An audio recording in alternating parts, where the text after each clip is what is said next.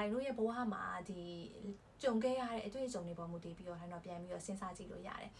ဥပမာပေါ့နော်သူကကြတော့ဒီ proactive လား reactive လား proactive ဆိုတာကြောင့်တိုင်းတစ်ခုခုမဖြစ်ခင်မှာကြိုပြီးတော့ပြင်ဆင်တတ်တဲ့သူမျိုးကိုဆိုလိုတာပေါ့နော်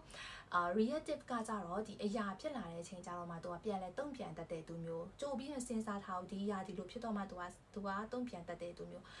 ဟုတ်ပြီဒါကိုလှိုင်းတို့ဘယ်လိုမျိုးစဉ်းစားလို့ရလဲပေါ့နော်ဥပမာဆိုလို့ရှိရင်လှိုင်းဆိုရင်အများအားဖြင့်ကဒီတစ်ခုခုမလုပ်ခင်ဆိုရင်ကြိုတင် plan ဆွဲတာမျိုးဒါဖြစ်လာရဲဆိုရင်ဘယ်လိုမျိုးလုပ်ရမလဲဆိုတာကိုကြိုစဉ်းစားဒါဆိုရင်ဒါ proactive လို့ခေါ်တယ်တခုခုမလုပ်ခင်တခုခုမဖြစ်ခင်မှာကိုကအမြဲတမ်းအရှိကိုကြိုပြီးတော့တွေးတတ်တဲ့သူပေါ့ဒါဆိုရင်သူက proactive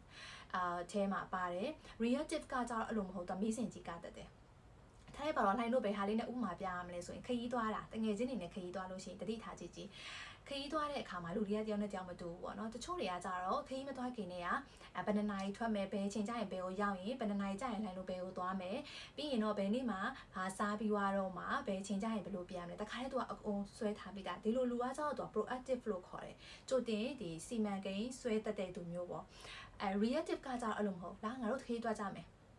အဲ့ရောက်မှာပဲအစင်မျိုးလိုမျိုးစင်ကြည့်ကြလိုက်မယ်ဒီနားရောက်ရှင်အစင်မျိုးဆိုတာနောက်တနည်းသွားလိုက်မယ်ဆိုတော့ဒါတွေကကျတော့ကောင်းတာမကောင်းတာဆိုတာထက်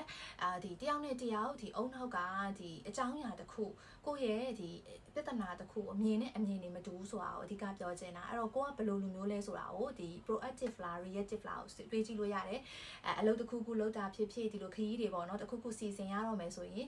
ကိုကအနာနီးမှာကပ်ပြီးတော့အဆင်ပြေသလိုလုပ်တတ်တဲ့သူလားသို့မဟုတ်ရင်ကြိုပြီးတော့ဒီဟာမဖြစ်ခင်တည်းကဘယ်လိုလုပ်မယ် step by step တခြားစီစဉ်ထားတတ်တဲ့သူလားကိုဒီ proactive လား reactive လားကိုမေးပြီးတော့မှလှိုင်းတို့ကကိုယ့်အကြောင်းကိုပို့ပြီးတော့သိလာမှာဖြစ်တယ်